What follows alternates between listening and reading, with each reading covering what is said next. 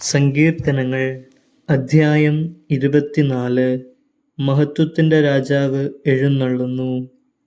ഭൂമിയും അതിലെ സമസ്ത വസ്തുക്കളും ഭൂതലവും അതിലെ നിവാസികളും കർത്താവിൻ്റേതാണ്. സമുദ്രങ്ങൾക്ക് മുകളിൽ അതിൻ്റെ അടിസ്ഥാനമുറപ്പിച്ചതും നദിക്ക് മുകളിൽ അതിനെ സ്ഥാപിച്ചതും അവിടുന്നാണ്. കർത്താവിൻ്റെ മലയിൽ ആര് കയറും? അവിടുത്തെ വിശുദ്ധ സ്ഥലത്ത് ആര് നിൽക്കും? കളങ്കമറ്റ കൈകളും നിർമ്മലമായ ഹൃദയവും ഉള്ളവൻ, മിഥ്യയുടെ മേൽ മനസ്സ് പതിക്കാത്തവനും കള്ളസത്യം ചെയ്യാത്തവനും തന്നെ. അവൻ്റെ മേൽ കർത്താവ് അനുഗ്രഹം ചൊരിയും. രക്ഷകനായ ദൈവം അവന് നീതി നടത്തിക്കൊടുക്കും. ഇപ്രകാരമുള്ളവരാണ് അവിടുത്തെ അന്വേഷിക്കുന്നവരുടെ തലമുറ. അവരാണ് യാക്കോബിൻ്റെ ദൈവത്തെ തേടുന്നത്. കവാടങ്ങളെ ശിരസുയർത്തുവിൻ, പുരാതന കവാടങ്ങളെ ഉയർന്നു നിൽക്കുവിൻ.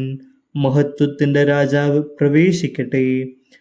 ആരാണ് ഈ മഹത്വത്തിൻ്റെ രാജാവ്? പ്രബലനും ശക്തനുമായ കർത്താവ്, യുദ്ധവീരനായ കർത്താവ് തന്നെ.